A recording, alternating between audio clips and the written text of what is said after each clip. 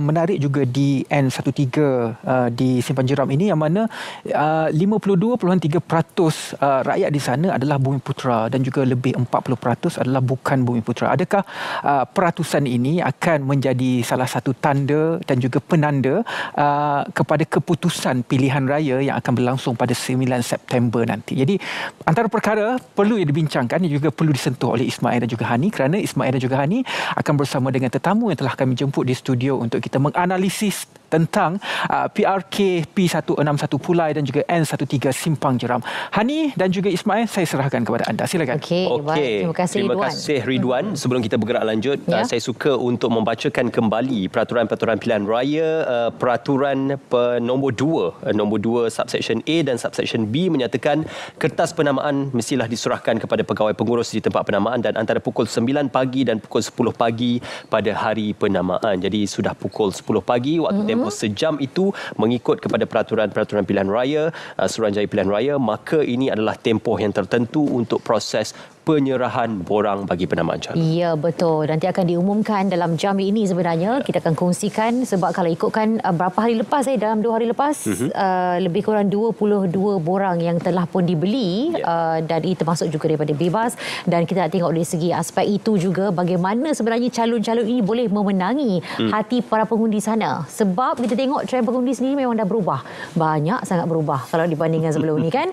Mana kita tak boleh nak jangka, sampaikan kita nak tanya kepada para pengisi kita lah. Benar atau tidak sebenarnya kita tengok sekarang. Tak boleh nak jangka. Dulu kita boleh predik kan lebih kurang 50%. Sekarang sukar. Adakah itu hakikatnya sekarang ni?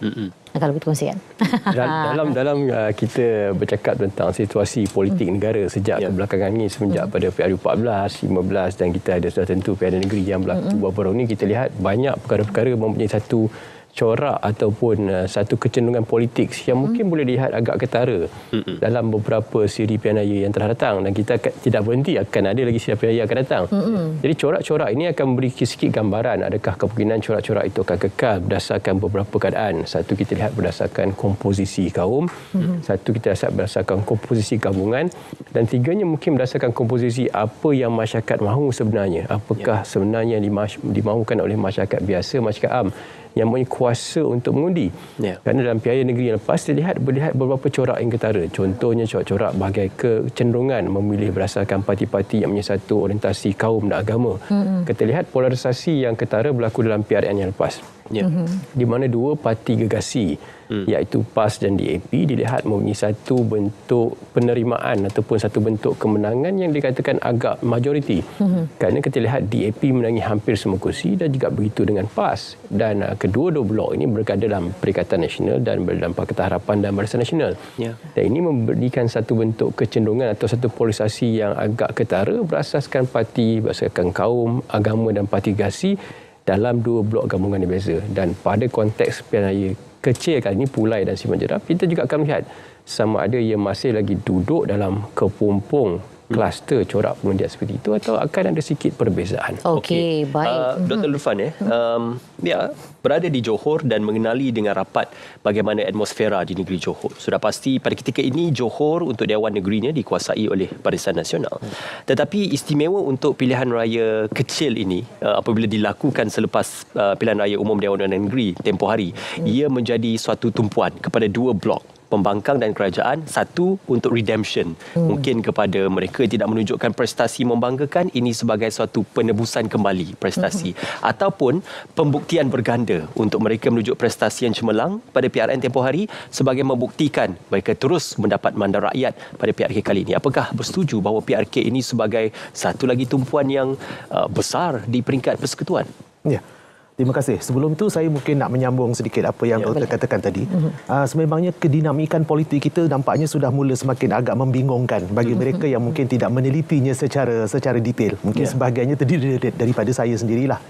Di mana kalau kita lihat peranan media sosial itu sudah menjadi semakin ketara. Bukan sahaja media sosial yang agak konservatif, tapi media-media sosial yang nampak simple tetapi sangat berkesan seperti TikTok dan sebagainya. Yang sangat mempengaruhi terutamanya generasi-generasi muda ataupun generasi-generasi pertengahan kalangan yang sehingga umur 40 tahun ke bawah ataupun generasi-generasi yang selama ini tidak pernah mengundi walaupun usianya mungkin sudah berumur, tetapi disebabkan oleh kerana gerakan-gerakan yang mereka dengar selama ini, akhirnya mereka melakukan satu undian yang buat pertama kali dalam seumur hidup mereka. Itu mungkin berlaku. Itu telah pun berlaku. Sebenarnya kita lihat apa yang telah berlaku kepada 6 buah negeri yang sebelum ini. Dan berbalik kepada soalan tuan dan juga puan tadi, adakah ini adalah merupakan satu cetusan dan sebagainya? Saya menggambarkan bahawa sekarang ini politik kita sudah mula semakin lesu dan letih. Keletihan yang mungkin dialami itu. Tapi adakah warga Johor itu mahu menyambung mahu menyambung apa keseronokan yang berlaku kepada 6 buah negeri itu, ataupun ini akan dilihat hanya sebahagian daripada mengisi ruang dan sebagainya? Pengalaman saya sekali imbas apabila kebetulan saya lalu juga semalam di Simpang Jeram dan sebagainya. Saya tidak melihatkan sesuatu yang akan begitu wow akan berlaku. Okey, apatah lagi di selatan tanah air ini, Johor ini kita mempunyai satu kerangka institusi politik yang saya fikir di Johor rakyatnya sudah biasa mungkin diinstitusikan. Institusikan dalam sektor pendidikan, dalam sektor ekonomi, dan kita lebih bersederhana. Institusinya sudah kukuh. Institusinya sudah kukuh. Dr. Lufan, kita nak kembali untuk menjawab persoalan itu. Ridwan, sudah ada perkongsian dari sahabat kita di sana? Saya kira sudah pun bersedia kerana saya telah pun mendapat isyarat tentang perkembangan penamaan calon di N13 Simpang Jeram. Kalau Grace sudah pun bersedia untuk kita ketahui siapakah calon yang akan bertanding di kerusi N13 Simpang Jeram. Grace, silakan. Assalamualaikum warahmatullahi wabarakatuh dan salam sejahtera. Saya, pegawai pengurus bagi bahagian Pilihan Raya Negeri N13 Sempang Jeram, dengan ini memaklumkan menerima kertas penamaan calon daripada 3 orang calon bagi pemilihan ke Dewan Undangan bagi Negeri bagi bahagian Pilihan Raya Negeri N13 Sempang Jeram. Mereka telah mengemukakan kertas-kertas penamaan mereka pada masa yang berikut. Yang pertama, Muhammad Mazri bin Yahya, masa 9:04 pagi daripada Parti Perikatan Nasional. Kedua, Nazri bin Abdul Rahman, masa 9:08 pagi daripada Parti Pakatan Harapan.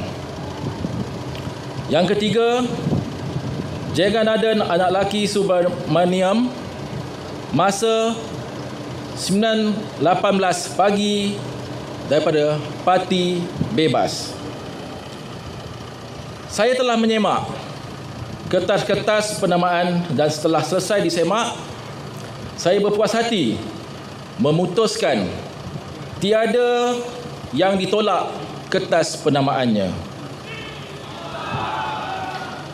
Dengan ini, saya mengumumkan calon-calon yang disahkan bertanding dalam bahagian Pilihan Raya Negeri N13 Sempang Jeram adalah seperti yang berikut.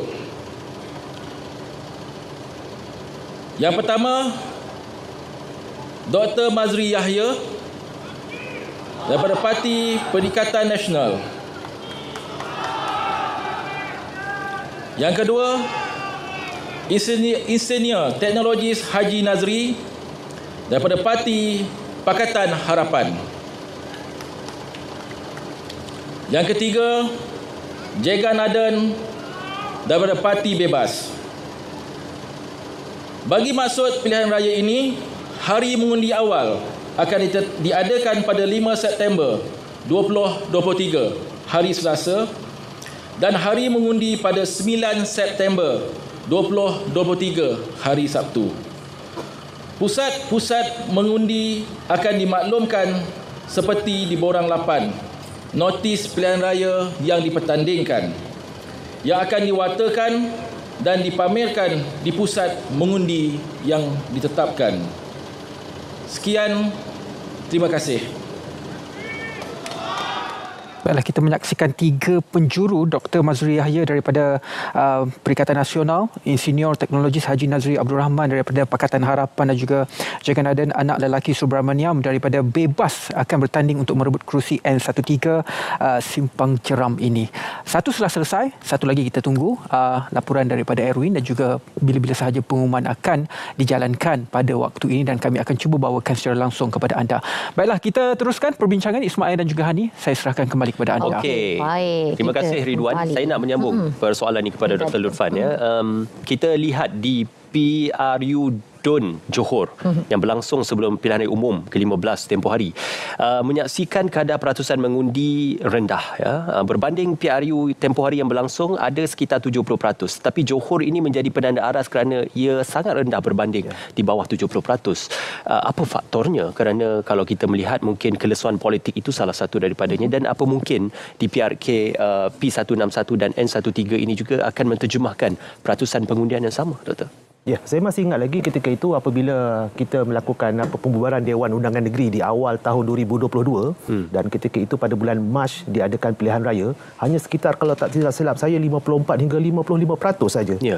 Dan ketika itu ada banyak faktor lah dikatakan mengapakah perlu dilakukan pembubaran ketika itu, disebabkan oleh kerana faktor COVID masih lagi belum begitu stabil dan dalam keadaan, tetapi ketika itu alasan menteri besarnya adalah untuk melakukan penjajaran semula dan untuk melihat semula apakah benar sebenarnya kerajaan negeri ini sebenarnya boleh mampu didominasikan oleh siapa.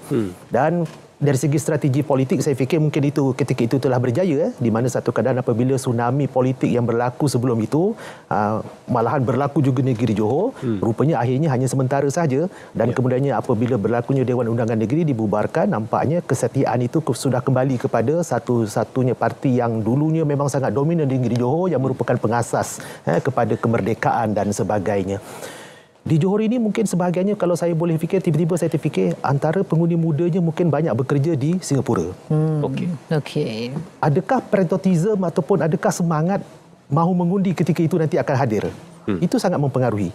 Saya percaya bahawa pengundi-pengundi yang berumur 50 tahun dan ke atas mereka tetap setia dan mereka mempunyai perjalanan dan kisah yang sudah tetap. Tapi pengundi-pengundi muda, pengundi-pengundi buat pertama kali dan pengundi-pengundi terutamanya pengundi 18 ini yang sebenarnya yang cakap jahat, saya minta maaf, kadang-kadang tidak tahu apa-apa yang tiba-tiba namanya didaftarkan. Sejauh manakah kesedaran mereka itu, literasi politik mereka, pengetahuan mereka itu memainkan peranan?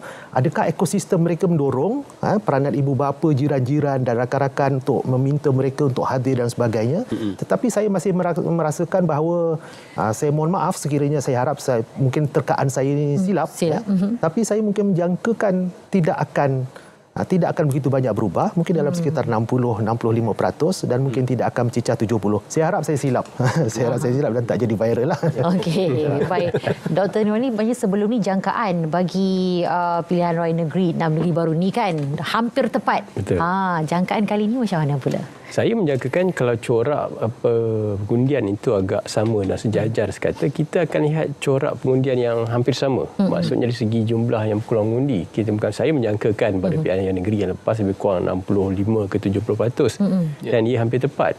Dan pada masa kali ini juga kita rasakan ia akan mungkin sedikit meningkat. Kerana faktor yang berlaku adalah faktor negeri Johor itu sendiri. Kalau kita lihat diplomasi politik yang diamalkan oleh Datuk Seri Arwah Datuk Seri Salahuddin, diplomasi politik adalah satu perkataan yang sesuai untuk menggambarkan kewibawaan beliau sebagai calon di kedua-dua kawasan Parlimen dan DUN itu. Beliau mempunyai satu tarikan graviti untuk membawa pengundi-pengundi ataupun masyarakat untuk mempercayai beliau. Dan kita lihat julat kemenangan itu cukup besar. 30,000 dan 2,000 di DUN, 30,000 di Parlimen.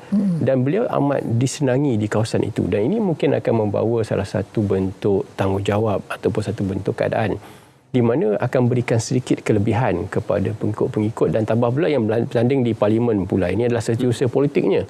Jadi saya merasakan berkemungkinan akan ada satu bentuk penghargaan, satu bentuk perkara yang kita sebutkan sebagai tribute atau penghargaan kepada satu calon yang pernah berjasa dalam kawasan itu. Dan kita lihat juga di DUN, Kempas dan Peling ni adalah kubu kuat Pakatan Harapan UMNO. Dan kalau kita lihat tempias itu mungkin juga akan sampai di kawasan-kawasan, di dua kawasan yang ditandingi oleh arwah Datuk Seri Salahuddin sebelum ini. Jadi saya merasakan diplomasi politik yang dibawa beliau akan memberi kesan signifikan Mungkin tak sampai 80%, tapi sekurang-kurangnya kita berharap ia cecah lebih kurang dalam 75% yang lebih. Kerana saya rasa ini akan beri sikit motivasi. Tapi seperti mana yang Dr. sebut lagi, calon pengundi muda. Kalau kita lihat di Parlimen Pulai, julat ataupun jumlah pengundi muda yang paling besar adalah antara 21 hingga 29 tahun. 20 hingga 29 tahun lebih kurang 21%. Tapi di Dun Jeram 30-39 lebih kurang 23%. Jadi pengundi muda ni, khususnya pengundi Melayu ni, akan menentukan sama ada nisbah pengundian itu akan naik atau tidak. Kerana mungkin mereka bekerja di luar kawasan, tapi saya menjangkakan disebabkan perkara yang sama laku dalam kesepaduan masyarakat Johor ni yang cukup terkenal.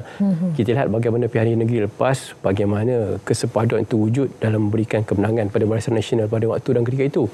Dan saya menjangkakan pada kali ini juga, sebab Johor ni agak unik dia punya corak pengundian dia, sebab corak pengundian Johor ni dia agak ketara dalam memberikan satu bentuk pengundian yang agak cenderungkan dia agak mutlak. Dan sekiranya trend itu berlaku di mana-mana negeri, seperti kita lihat di negeri Pantai Timur, diramal, di mana memberikan kekuatan pada Perikatan Nasional, saya merasakan dengan sinergi ataupun kesepaduan yang wujud di kalangan penyokong-penyokong Pakatan Harapan dan Barisan Nasional dengan anggapan-tanggapan penyokong-penyokong UMNO itu masih lagi setia dan tidak berubah dan berada arah, ia akan memberikan satu bentuk kemenangan yang lebih selesa pada Pakatan Harapan dan Barisan Nasional. Dr. Lufan, itu kita tanyakan tadi, kerana sama ada redemption atau mempertahankan kecemerlangan. Kerana PRK ini istimewa. Disebabkan ia hanya satu atau dua kawasan dipertandingkan. Seluruh tumpuan jentera parti blok akan bertumpu di sana. Malah di Perikatan Nasional, Datuk Sanusi pun turun ke sana.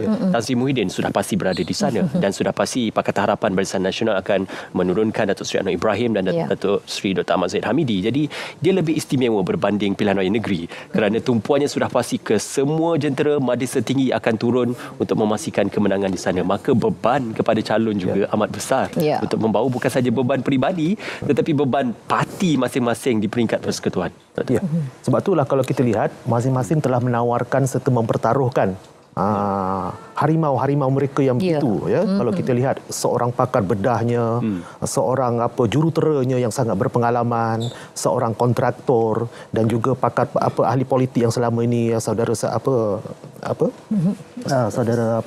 lupa saya namanya. Mana? Setiausaha politik tu. Setiausaha politik.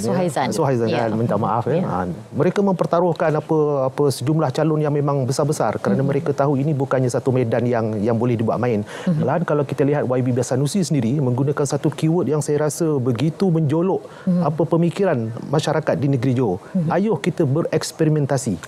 Itu merupakan satu ajakan yang sebenarnya bagi golongan muda saya rasa satu keyword yang kalau kita bereksperimentasi macam mana begitu. Sebab itu kalau kita lihat tadi doktor di sebelah saya tadi macam memfokuskan kepada senario di Pulai. Mungkin senario di Sungai Jeram mungkin akan berlaku beberapa perubahan-perubahan yang mungkin kita tidak jangkakan kesan daripada istilah-istilah yang digunakan itu. Bagaimana eksperimentasinya itu. Tapi saya yakin saya sendiri sebagai anak watan negeri Johor sendiri yang sudah terdedah dengan istilah bangsa Johor dan sebagainya. Saya fikir kita ada tiga. Kami di negeri Johor ni apa sekalipun yang berlaku di negeri Johor ni kena ingat bahawa kita ada tiga frasa yang sangat mendominasi kita iaitu muafakat itu berkat, Johor mesti jadi Johor dan kepada Allah itu berserah. Di mana tuanku kami sendiri, Raja Johor sendiri mempromosi dan juga memperkenalkan dan mengingatkan setiap rakyatnya. Apa pun yang berlaku politikal bagaimanapun kita di negeri Johor, Johor tetap perlu jadi Johor, kita perlu jadi unik, kita perlu lebih bersederhana dan kesederhanaan itulah yang merupakan kunci yang paling besar bagi masyarakat dan juga pengundi di negeri Johor. Okey. Kecemerlangan ataupun prestasi yang ditunjukkan oleh Menteri Besar Johor pada ketika ini, Datuk On Ghazi, banyak turun padang, banyak membawa masalah-masalah dan juga permasalahan masyarakat. Tumpuan kepada beliau itu dilihat signifikan. Jadi apa mungkin faktor Menteri Besar Johor pada ketika ini juga boleh serba sedikit memberi tempias kepada calon yang akan bertanding nanti? Sudah tentu benda itu penting. Kalau kita lihat apa yang berlaku dalam pentadbiran di bawah Menteri Besar Datuk On, kita lihat bagaimana perkara-perkara yang berkaitan dengan kepentingan Johor Johor itu disambut selaras dengan kepentingan apa yang dimahukan oleh pihak istana. Dan kita lihat dia agak menarik kalau kita gabungkan mana yang di-Pertuan Agong akan datang pada Sultan Johor, dan kita lihat bagaimana landasan-landasan politik negara sedang diukur, sedang diterajui dengan satu bentuk kepimpinan politik yang lebih berdiplomasi. Dan sini akan memberikan faktor kita lihat bagaimana kepimpinan politik yang agak radikal, keras dan ganas bertembung dengan satu kepimpinan politik yang agak berdiplomasi. Dan di sini saya rasa bagaimana sama ada rakyat ataupun pengundi pada PRK di Dun Jeram dan juga Sungai Jeram dan di Pulai ni, Parlimen Pulai, akan memilih bagaimana kesidamatan politik ini, khususnya golongan anak muda. Kerana kita lihat apa yang berlaku pada pilihan raya negeri lepas, di mana diwujudkan satu bentuk kepimpinan yang agak lebih keras, agak lebih bukan ganas, tapi mungkin lebih radikal. Tu mungkin terlalu ayat yang terlalu besar, tapi mungkin lebih agak lantang. Mungkin itu ayat yang lebih sesuai. Tapi kalau terlihat pimpinan di bawah Datuk On ini, dia lebih menggunakan elemen-elemen berbentuk diplomasi. Turun padang bersama dengan masyarakat, bersama dengan golongan-golongan, kumpulan-kumpulan sasaran. Dan ini sebenarnya membentuk identiti di dalam politik diplomasi, politik Johor yang saya rasa penting untuk diteruskan. Mungkin ada di kalangan seperti mana dikatakan oleh doktor tadi, untuk mengajak untuk bereksperimen. Tapi adakah modal politik itu laku di sebuah negara yang terkenal dengan satu bentuk peradaban, elemen politik yang berbentuk kesatuan? Sebab bangsa Johor ni dia selalu memainkan peranan, sebab mereka harus mengatakan bangsa Johor ni selalu mempunyai sikit keistimewaan dalam memastikan elemen-elemen itu berlakukan secara bersama. Jadi kalau kita lihat template ataupun corak parlimen ataupun corak pengundian, sebenarnya di pantai timur dengan Johor tu saya rasa agak ketara. Cuma perbezaan dari segi kecenderungan itu mungkin akan ada perbezaan, tapi sekiranya kita lihat satu undi yang mutlak yang berlaku di dua negeri pantai timur pada pilihan raya lepas, iaitu di Kelantan dan Terengganu, corak yang sama boleh diaplikasikan berlaku di negeri Johor, ditunjukkan oleh pilihan negeri yang lepas.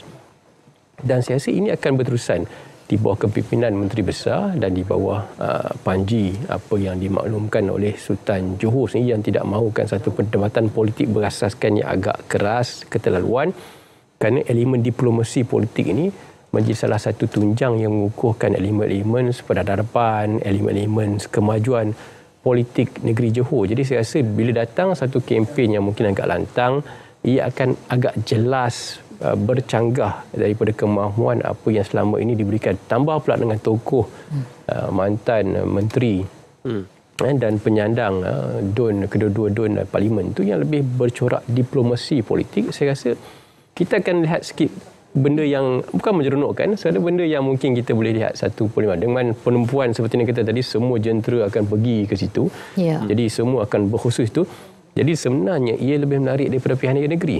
Kerana tumpuan itu akan diberikan dan keterujaan masyarakat Johor ni akan lihat, sebab mereka akan menjadi salah satu sebagai satu tarikan nasional di mana media menumpukan pada dua-dua kawasan pengundian ini. Dan saya rasa ini akan memberikan satu keterujaan yang akan memberikan satu kesan kepada nisbah pengundian dan dia akan mentafsirkan bagaimana dominasi politik itu berlaku dalam negara dengan melihat perbezaan dari segi konteks nasional dan dari konteks elemen kenegerian. Adakah ia benar atau tidak, kita tunggu nanti. Mana tahu kita mungkin menyaksikan satu lagi debat.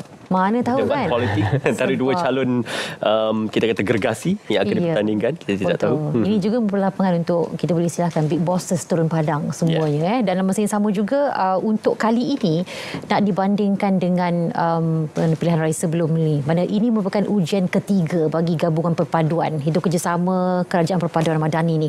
Jadi bagaimana sebenarnya Dr. Irfan, kalau kita boleh kongsikan sedikit, ujian yang ketiga ini rupanya nanti akan jadi yang seperti mana ujian ini?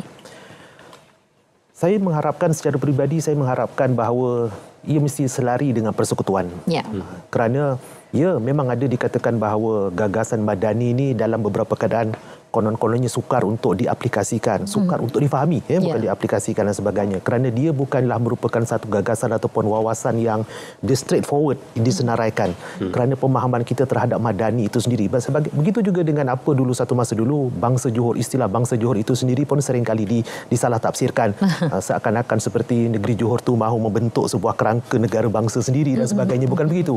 Sedangkan tentang bangsa Johor itu, bagaimana masyarakat majmuk di negeri Johor itu perlu bekerja bekerja, menumpahkan tak setianya, tak kiralah kamu lahir di mana sekalipun, bukan itu identitinya, tetapi sekiranya kamu menumpang tuah di negeri Johor ini, mari kita bersama-sama membangunkan negeri Johor, tidak kira Melayu, Cina, Iban, Kadazan dan sebagainya. Dan itu saya rasa selari dengan apa yang diwar-warkan dan apa yang digagaskan oleh gagasan Madani itu sendiri, dalam konteks kesederhanaannya, dalam konteks kelestariannya, dalam bentuk dan sebagainya begitu. Jadi bagaimana keselarian itu, saya yakin ia dapat disambung, dan kalau kita lihat sekalipun setakat ini kerajaan negeri yang ada sekarang ini bersama dengan kerajaan persekutuan yang ada, saya fikir kita jagalah muafakat yang sama, yang tidak ada masalah dan sebagainya. Sekiranya ada berlaku oposisi dan sebagainya, itu satu perkara biasa saya fikir dalam politik, dan itulah dilema-dilema yang mungkin akan berlaku sedikit dalam beberapa keadaan hal. Kalau kita berlakunya konsep persekutuan ini, adanya kuasa kerajaan negeri, adanya kuasa kerajaan persekutuan dan sebagainya.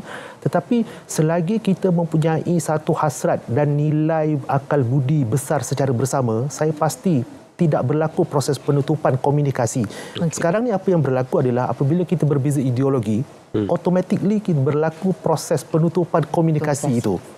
Kita mengandalkannya dengan surat menyurat, dah hantarlah perjumpaan dan sebagainya. Itu satu konotasi politik untuk modal bercakap saja. Tapi akhirnya komunikasi yang berkesan itu sangat penting. Tak kiralah kita di dalam di kelompok yang mana sekalipun. Tapi adakah itu yang wujud? Itu jiwa besar di kalangan pemimpin, jiwa besar di kalangan masyarakat itu perlu terbina paling asas sekali. Okey. Dr. Niwandi, apa jua PRK, PRU ataupun PRN sudah pasti menjadi satu tiket untuk ceramah politik berlangsung. Dan ceramah politik kita perlu sedia maklum tidak boleh lari daripada satu, serangan karakter peribadi, yang kedua serangan parti politik, dan yang ketiga mungkin untuk membawa propaganda fahaman sendiri. Jadi kita sangkakan kehangatan politik ini sudah berakhir, ya, tetapi ia masih lagi berlangsung sehingga ke pelangai nanti yang akan diteruskan. Jadi ya, akan ada lagi isu-isu persekutuan dimainkan, isu serangan peribadi dimainkan, malah permainan politik akan terus dibangkitkan. Jadi apa mungkin PRK ini akan kembali menghangatkan, tak kala ya, kita akan menginjak ke sambutan Hari Kebangsaan, kita akan menginjak ke perbendaharaan belanjawan 2024. Jadi ia akan berterusan dimainkan oleh mana-mana jua parti politik yang bertanding. Betul. Satu soalan yang amat baik, kerana kalau kita lihat apa yang berlaku pada pilihan negeri lepas, kita lihat kita telah melihat satu bentuk perdebatan ataupun satu bentuk gerak saraf, perang saraf dalam elemen politik yang saya rasa tidak bersesuaian dengan konteks pilihan negeri itu sendiri. Yeah. Dan apa yang berlaku, kita masih lagi terikat dengan elemen membincangkan isu-isu berhubung dengan faktor-faktor individu, faktor-faktor berkaitan dengan kepentingan gabungan parti-parti tertentu, tambahan pula dengan menggunakan setengah-setengah hanya pemimpin gunakan elemen yang saya kata agak keras, lantang bersuara. Dan ia jelas tidak memberikan satu bentuk rangsangan kepada isu sosio-ekonomi setempat. Kerana apabila kita cakap tentang pilihan negeri, ia harus bersifat untuk memberikan bagaimana memperdebatkan isu-isu berkepentingan masyarakat. Dan kita tidak lihat benda itu terjadi dalam beberapa siri analisa politik-politik bersifat kepentingan masyarakat. Dan lebih terjurus kepada elemen-elemen membincangkan tentang isu kepartian, menyerang peribadi dan isu-isu berkaitan dengan polisi-polisi yang lebih besar. Jadi ini akan memberikan satu tekanan baru kepada di kalangan masyarakat pengundi. Bagaimanakah mereka sebenarnya dihargai dalam konteks untuk membawa mereka mendapat makluman apa yang patut diberikan oleh mereka. Dan mungkin pada pilihan kali ini, tetapi mungkin sekali lagi agak sukar kerana kita lihat beberapa faktor-faktor datang, beberapa tokoh-tokoh besar datang kerana ia menjadi satu tumpuan pada pilihan yang kecil kali ini. Tapi kita lagi masih berharap agar ada lagi satu sinar harapan kepada masyarakat supaya ia memperdebatkan isu-isu setempat. Dan kita tidak lagi terikat kepada elemen-elemen politik-politik yang bersuara lantang, politik-politik yang memfokuskan isu-isu yang menunjukkan satu keadaan yang dilihat berlaku, sama ada bereksperimen, sama ada mari kita melakukan perubahan. Kerana ia sebenarnya harus bersimpat kepada people-centric, individu-centric, kepentingan masyarakat, sosio-ekonomi itu sendiri. Dan sekiranya kita tidak mengubah template politik sini, kita tidak membawa satu diplomasi politik yang sebenar dalam elemen gerak saraf dan perang saraf, akhirnya kedekatan yang akan berlaku sepanjang beberapa pilihan raya akan datang. Jadi akhirnya bila kita cakap tentang raya, ia akan bercakap tentang gasak-bergasak, ia akan bercakap tentang kelantangan, ia akan menggunakan keyword ataupun kata-kata pengantar yang bersifat lebih kuat dan lantang, bereksperimen, menukar, mengecam. Jadi saya sebenarnya lebih membawa kepada satu perubahan. Sudah masanya kita membawa kepada elemen diplomasi politik itu yang lebih baik. Walaupun mungkin ada rasa tidak seronok didengar masa berdebat, tapi sebenarnya kita sedang mengubah pola pemikiran masyarakat apabila kita cakap tentang debat politik. Ini propaganda politik. Tapi sebenarnya propaganda harus berdebat apakah isu yang terbaik untuk masyarakat. Bagaimana pengolahan isu-isu secara mikro itu dapat diberikan kepada masyarakat. Tapi saya lihat benda ini semakin dipinggirkan. Kerana penempuan fokusnya yang ditumpukan adalah lebih kepada isu peribadi, isu berbentuk yang lebih besar, isu hala tuju gabungan. Dan akhirnya masyarakat hanya melihat yang paling mustahil adalah golongan-golongan muda. Kerana mereka akan melihat ini sebenarnya politik, ini sebenarnya keadaan politik negara, ini sebenarnya debat politik negara. Tetapi kita tidak mengkhususkan perdebatan-perdebatan bagaimana untuk membina isu sosio-ekonomi politik, sosio-ekonomi setempat itu dengan lebih baik. Dan saya rasa ini sebenarnya kerugian di kalangan masyarakat. Jadi dengan harapan mengambil kira template ataupun satu asas yang telah dibentukkan oleh arwah Datuk Seri Salahuddin dengan diplomasi politik yang cukup berhemah, saya berharap ia dapat diteruskan. Dan bangsa Johor sebenarnya dalam tekanan ni. Saya menunjuk kepada mereka rakyat Johor, sama ada mereka di mana mereka hendak membeli idea-idea yang berbentuk lebih lantang ataupun mereka hendak membina kesatuan itu dengan kerangka bagi membentuk identiti masyarakat dan membawa perubahan kepada sosio-ekonomi setempat yang lebih baik. Okey, kita yakin masyarakat ataupun bangsa Johor membuat pilihan yang tepat. Ya, betul. Walaupun dalam keadaan yang tertekan. Okey, kita akan kongsi banyak lagi selepas ini perbincangan ini bersama-sama Dr. Nur Niwandi Mat Nordin, Pengasas Keselamatan dan Politik, Pusat Pengajian Perang Saraf Media dan Informasi UiTM, dan juga Dr. Lufan Jais, Dekan Pusat Pengajian Umum dan Kurikulum Universiti Tun Hussein Onn Malaysia. Kerana kita ada dapatan terkini yang kita ingin peroleh daripada P161 Pulai. Kita kembali bersama Ridwan. Silakan. Ya, Hani, terima kasih banyak-banyak, dan kita akan terus saja bersama dengan pengarah pilihan raya untuk P161 Pulai ini di lokasinya Dewan Jubli Intan Sultan Ibrahim Johor Bahru untuk kita mengetahui siapakah yang akan bertanding untuk merebut kerusi P161 Pulai. Setelah N13 Simpang Jeram tadi, kita tahu 3 penjuru. Jadi pengarah pilihan raya di P161 Pulai sudah pun bersedia. Apa kata kita saksikan sekarang? Assalamualaikum warahmatullahi wabarakatuh dan salam sejahtera. Yang berbahagia Datuk-Datuk, pimpinan-pimpinan parti. Saya, pegawai pengurus bagi bahagian pilihan raya Parlimen P161 Pulai, dengan ini memaklumkan menerima kertas penamaan calon daripada 3 orang calon bagi pemilihan ke Dewan Rakyat bagi bahagian pilihan raya Parlimen P161 Pulai. Mereka telah mengemukakan kertas-kertas penamaan mereka pada masa yang berikut. Yang pertama, Suhaizan bin Kaiyat, 9:02 pagi daripada Parti Pakatan Harapan. Yang kedua, Zulkifli bin Jaafar, 9:04 pagi daripada Parti Perikatan Nasional. Yang ketiga, Samsudin bin Muhammad Fauzi, 9:08 pagi daripada Parti Bebas. Saya telah menyemak kertas-kertas penamaan dan setelah selesai disemak, saya berpuas hati memutuskan tiada yang ditolak kertas penamaannya. Dengan ini saya mengumumkan calon-calon yang disahkan bertanding dalam bahagian pilihan raya Parlimen P161 Pulai adalah seperti yang berikut. Yang pertama, Samsudin PKPKL daripada Parti Bebas menggunakan simbol kunci. Yang kedua, Zulkifli Jaafar daripada Parti Perikatan Nasional. Yang ketiga, Suhaizan Kayat daripada Parti Pakatan Harapan. Bagi maksud pilihan raya ini, hari mengundi awal akan diadakan pada 5 September 2023 iaitu hari Selasa, dan hari mengundi pada 9 September 2023 pada hari Sabtu. Pusat-pusat mengundi akan dimaklumkan seperti di Borang 8, yakni notis pilihan raya yang dipertandingkan, yang akan diwartakan dan dipamerkan di pusat mengundi yang ditetapkan.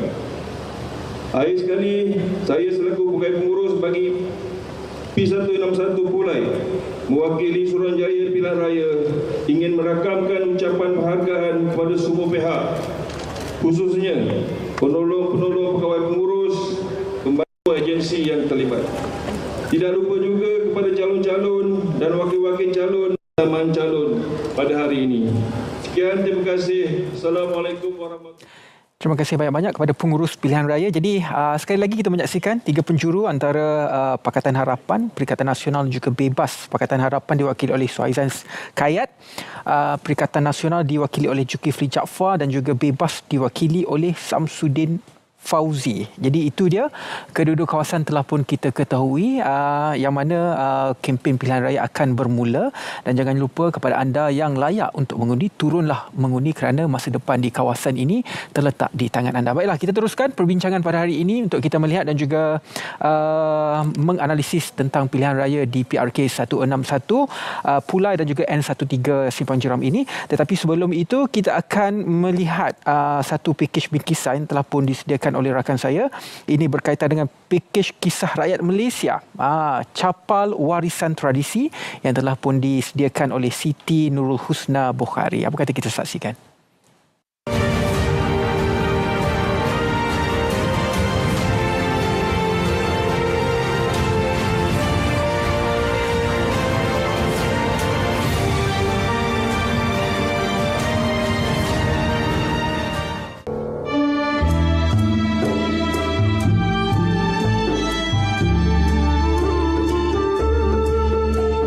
Setiap negeri pasti mempunyai seni warisan budaya tersendiri. Begitu juga dengan negeri Johor Darul Takzim yang sehingga kini masih kekal menjaga warisan pemakaian capal khususnya dalam masyarakat Melayu. Rasanya tak lengkap kalau singgah ke Johor tanpa membawa pulang buah tangan. KRM kali ini kita bawakan anda ke Jalan Bakri Simpang Jeram Muar, tempat penghasilan capal tradisi. Capal buatan tangan ini bermula sejak 17 tahun lalu. Pada mulanya, Muhammad Syahri Abdul Rahman hanya merupakan seorang tukang kasut sebelum mengambil keputusan menghasilkan capal tradisi warisan Melayu ini.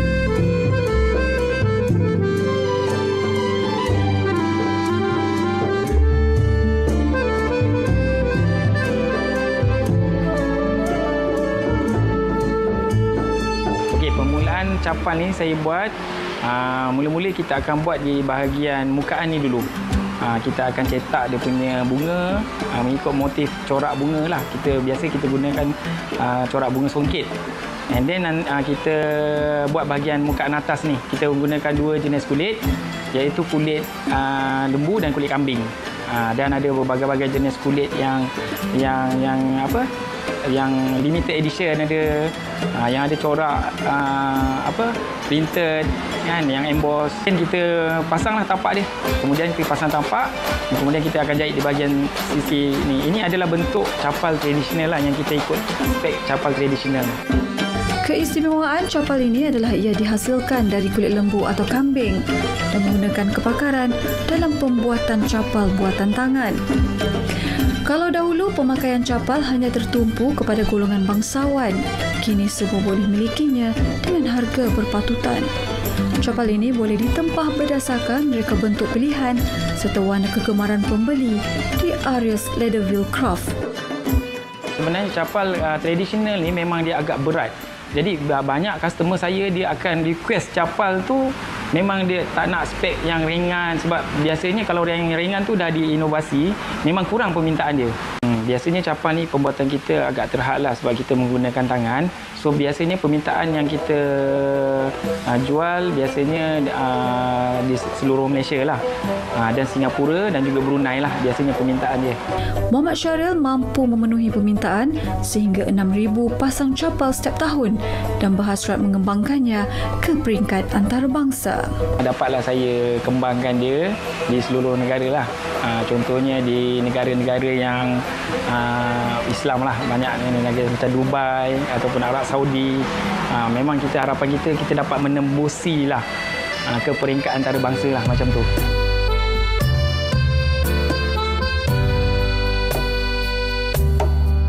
Capal yang menjadi sebahagian daripada warisan Melayu kini semakin dilupai oleh masyarakat sekarang, terutama dalam kalangan generasi muda. Mengimbau sejarah capal, ia dikatakan dibawa oleh pedagang India yang memakai selipar jenis tersebut ketika mereka datang ke tanah Melayu menerusi Nusantara beratus tahun yang lalu. Meski mengalami pelbagai inovasi dalam pembuatan capal, sepatu tradisi ini tetap menjadi pilihan sesetengah peminatnya.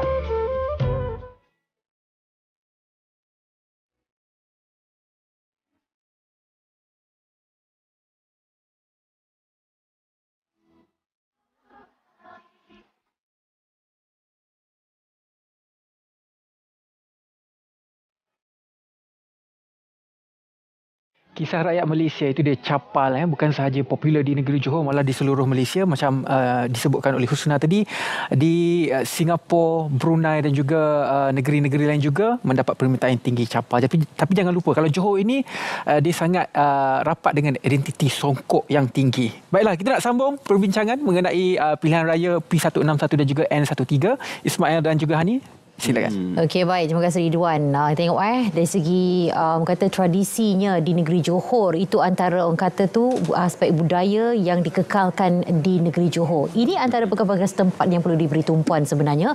Dan cerita juga tentang perkara ini, kalau kita melihat kawasan peninggalan Datuk Seri Sarajuddin Ayub, sudah pasti legasi itu akan menjadi kenangan sampai bila-bila. Elemen itu tetap ada. Jadi kita melihat juga kepada adakah mungkin elemen sentimental yang seperti ini Setiausaha Politik Allahyarham tu Suhaizan Kayat yang bertanding atas tiket amanah ini akan menjadi seorang calon yang akan meneruskan lagi legasi tersebut dan diberi peluang untuk teruskan legasi tersebut. Apa pandangan Dr.? Dia kalau kita lihat dalam politik khususnya dalam pihak kecil ni, dia sebenarnya memberi kelebihan apabila kita lebih memberi perempuan seperti mana diskusi kita di awal tadi. Jadi masyarakat tertentu akan membuat refleksi apa sebenarnya yang dilakukan. Dari segi kepimpinan diplomasi politik itu saya rasa sudah tentu memberi kelebihan. Kerana mantan ataupun arwah seorang yang mengamalkan diplomasi yang cukup baik. Kan? Kita rasa dari beberapa kawasan PPR itu juga diberikan perhatian yang khusus dalam memenangi hati-hati pengundi dan juga memastikan elemen-elemen itu jalankan dengan baik. Tetapi dari segi bagaimana seterusnya apabila setiausaha politik itu mengambil alih, maka refleksi itu akan diterjemahkan untuk melihat apakah sebenarnya telah dilakukan sepanjang yang dilakukan oleh arwah. Jadi apa sekiranya benda itu dilihat berupaya mengekalkan kecemerlangan dan tradisi itu, maka ia akan memberikan salah satu bentuk untuk memberikan undi itu kembali penghargaan. Dan kalau terlihat ni sebuah kemenangan itu juga cukup besar. Secara logik matematiknya, election ini adalah sebenarnya tentang nombor sebenarnya. Kalau lihat kemenangan yang berlaku di Pulai itu, kalau kita gabungkan juga Pakatan Harapan bersama dengan Barisan Nasional, sebenarnya jumlah pengundian itu sepatutnya lebih tinggi. Jadi sebenarnya tidak timbul isu untuk memberikan kemenangan. Kemenangan itu akan dicapai dengan majoriti yang agak selesa dan besar kerana faktor psikologi khusus juga akan memberikan satu tekanan kepada masyarakat untuk membuat pilihan, kerana sama ada masyarakat masih lagi melihat pentingnya untuk mengekalkan satu bentuk pentadbiran yang mempunyai satu sejarah yang baik ataupun perkara-perkara yang perlu tukar. Kalau kita lihat isu-isu sempat berkisar dengan isu-isu agak sama. Isu berhubung dengan keperluan penduduk, infrastruktur, isu berhubung dengan kemungkinan wujudnya banjir-banjir kilat di kawasan-kawasan tertentu. Tetapi ini akan memberikan salah satu bentuk elemen diplomasi kepribadian sosioekonomi. Dan masyarakat akan menilai sama ada elemen-elemen sosioekonomi telah diberikan dengan sempurna. Dan sekiranya kesempurnaan itu dilihat berlaku, walaupun tidak ada istilah yang hampir sempurna ataupun sempurna seterusnya, maka penghargaan itu secara automatik ini akan terlahir dengan satu budi bicara semangat masyarakat Johor. Mengambil kira masyarakat pengundi yang cukup biasa dengan keadaan atau tata kelola yang wujud dalam pentadbiran tersebut.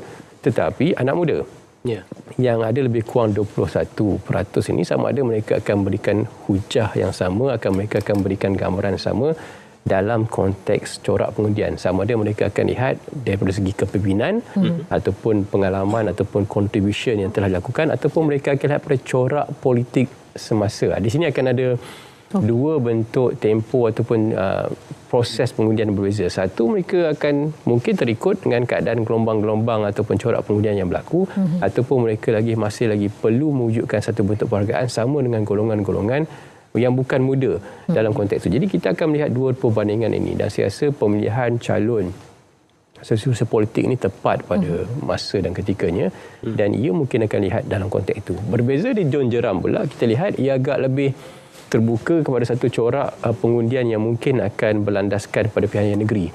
Kerana kita lihat komposisi pengundi Melayu lebih besar daripada apa yang berlaku di Parlimen Pulai. Dan sini masyarakat Melayu akan memberikan satu medan ujian kepada bangsa Johor dan medan ujian pada Perikatan Nasional. Kerana mereka telah menggunakan satu kata yang mengatakan mari kita bereksperimen. Kerana di sini dan saya rasa agak lantang juga kempen-kempen negara. Di sinilah bermulanya kebangkitan, kejatuhan Pakatan Harapan dan Barisan Nasional di Johor, gelombang berwarna. Jadi saya rasa kelantangan ini sama ada ia sesuai dengan cita rasa masyarakat Johor, bangsa Johor, walaupun dalam keyakinan komposisi undi Melayu itu berpihak pada Perikatan Nasional akan juga diuji dengan melihat pada penghargaan yang diberikan kepada Datuk Seri Salahuddin, apa yang telah dilakukan, dan juga sama ada tekanan komposisi yang lebih kurang 23% ini juga pengundi muda yang paling besar 30-39 tahun akan membentuk corak pengundi yang sama apa yang berlaku di pilihan yang lepas. Tetapi disebabkan faktor yang mengikatnya adalah perbezaan yang ketara di negeri Pantai Timur dan negeri Selatan, di mana di negeri Selatan adalah kubu kuat UMNO yang Barisan Nasional pada masa yang lepas dan pada masa kini bekerjasama dengan Pakatan Harapan. Ini akan membentuk satu bentuk pola bagaimana mereka melihat itu. Berbeza juga dengan di negeri ini Kelantan dan Terengganu, di mana kecenderungan pengundi itu memang berasaskan Parti Perikatan Nasional, khususnya PAS. Jadi kita lihat dua bentuk pertembungan yang menarik untuk kita lihat, sama ada akan berlaku perubahan corak pengundian ataupun pengkalan dominan status quo berasaskan dua parti gegasi yang cukup besar dalam sejarah masing-masing dalam negara kita. Dr. Lufan, di Pulai ini saya spesifikkan kerana kita bercakap tentang parlimen. Parlimen ini mungkin akan digunakan sebagai retorik untuk mana-mana blok pun untuk mengatakan kegoyahan atau pembentukan kerajaan persekutuan itu akan berlaku apabila kerusi parlimen dimenangi oleh mana-mana pihak sekalipun. Di Pulai menarik kerana kita bercerita tentang komposisi the working class, dan juga di Pulai juga Universiti Teknologi Malaysia berada di sana, sebuah institusi yang terbaik di dalam negara, dan sudah pasti golongan-golongan teknokrat, golongan akademik dan pendidik juga berada di sana. Maka isunya ini mungkin dipandang lebih kritikal oleh masyarakat di sana. Isu kos sara hidup, isu tentang penambahbaikan di kawasan, dan juga isu tentang apa yang dilakukan di peringkat persekutuan dan juga di peringkat negeri. Jadi apakah mungkin perdebatan isu itu akan dilihat lebih menarik dan lebih analytical kalau kita gambarkan di Parlimen Pulai itu melihatkan kepada komposisi pekerjaan dan kecenderungan pengundi? Ya, saya bersetuju kalau kita lihat bahawa apabila kita bercakap tentang parlimen, maka kita akan dikatakan dan kita akan diperkatakan, dimomokkan bahawa suara ini nanti akan dibawa ke Dewan Rakyat, dan dia akan dilihat lebih dominan. Dan dalam masa yang sama juga saya bersetuju bahawa masyarakat di Pulai adalah masyarakat yang lebih progresif, masyarakat yang lebih kritikal, tanpa menidakkan dan mengurangkan masyarakat di Simpang Jeram lah, tapi masyarakatnya itu lebih kepada masyarakat yang lebih progresif dan lebih kritikal, dan sebahagian besarnya adalah mereka-mereka yang bekerja. Sebahagiannya masih lagi mungkin di sektor pertanian, tetapi mereka lebih pada kawasan urban, kawasan perbandaran yang sudah terbuka melihat sesuatu yang bersifat kesejahteraan sosial dan kesejahteraan ekonomi mereka. Itu yang paling penting. Sebab tu agaknya saya agak tertarik kenapa kalau kita lihat tadi, walaupun kita sudah ada mempunyai dua blok yang sangat kuat dan begitu jelas untuk dipertaruhkan dan untuk dipergaduhkan harimaunya kedua-dua ini, tiba-tiba ada wujud parti bebas. Kenapa? Itu yang agaknya kita tertarik. Adakah sesuatu lagi yang belum mereka perjuangkan? Kalau kita lihat sekarang ini, seakan-akan kita macam dah hilang satu istilah yang sering kita bincangkan dulu. Manifesto, kan? Janji-janji pilihan raya itu seakan-akan tidak ada. Kalau dulu seingat saya dulu, manifesto itu sebagai satu kitab yang boleh kata macam suci jugalah. Itulah satu kitab yang menjadikan panduan kepada masyarakat, kepada pemilih untuk nak mengundi si A ataupun si B. Tapi sekarang ni perbincangan kita nampaknya sudah perbincangan bersifat hiburan. Maaf saya katalah, maknanya hiburan dalam konteks apa? Hendak ditujukan kepada kesejahteraan ekonomi, hendak ditujukan kepada kesejahteraan sosial dan juga politik, tetapi kadang-kadang kecenderungan itu lebih kepada hiburan-hiburan dan sebagainya. Tapi apa manifesto itu membawa impak besar kepada konteks pilihan raya kecil? Kerana kita bukan bercakap tentang pembentukan kerajaan negeri atau persekutuan, tetapi lebih kepada kawasan itu per se. Masih lagi penting sebab akhirnya kalau kita lihat, saya semacam melihat bahawa sekarang ini sudah tidak ada satu isu isu yang bersifat khusus. Kita sudah mula banyak berkongsi masalah-masalah di peringkat di peringkat kebangsaan yang sama. Isu tentang harga barang, berkaitan dengan subsidi, tentang kesejahteraan ekonomi kita, bagaimana proses pendidikan anak-anak kita dan sebagainya. Dan ini telah diperbincangkan sama ada di peringkat persatuan maupun peringkat negeri, dan inilah keselarasan yang saya fikir yang perlu diseratakan, yang perlu disamakan dan sebagainya. Okey, baik. Jadi itu dia tumpuan yang kita berikan mana calon-calon telah pun diumumkan sebentar tadi bagi PRK Parlimen Pulai dan juga Dewan dan Negeri Simpang Jeram, mana kita bertempoh berkempen akan bermula sampailah pada 11.59 malam 8 September nanti, Ismail. Okey, baik. Tarikh pengundian awal dan juga tarikh pengundian sudah pun diumumkan oleh pengurus pilihan raya ataupun pihak Suruhanjaya pilihan raya untuk memastikan agar mereka yang layak untuk mengundi di kawasan tersebut akan menunaikan tanggungjawab mereka untuk mengundi. Terima kasih kepada Dr. Niwandi, terima kasih kepada Dr. Lutfan. Terima kasih banyak. Allah kita akan bersua lagi dan juga selamat maju jaya Dr. Lutfan khususnya kerana mungkin akan terlibat pemerhati secara langsung bagi pilihan raya kecil di Pulai dan juga Simpang Jeram nanti. Ya, Ridwan. Terima kasih banyak juga kepada Ismail, Hani kerana membantu saya. Saya harap saya beri laporan. Kita sama-sama. Dan juga terima kasih kepada rakan kita penyampai Erwin dan juga Grace yang berada di lokasi dan pastinya di N13 di Simpang Jeram dan juga P161 di Pulai. Jangan lupa kami juga akan membawakan siaran khas sempena undi awal nanti pada 5 September dan juga pastinya kemuncaknya pada 9 September untuk kita menyaksikan siapakah yang bakal memenangi kerusi P161 Pulai dan juga N13 Simpang Jeram nanti.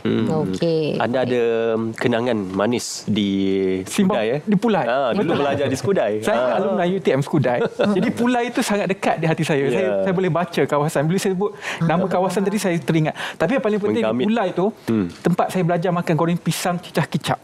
Okey. Tapi belum saya lagi. Orang Terengganu.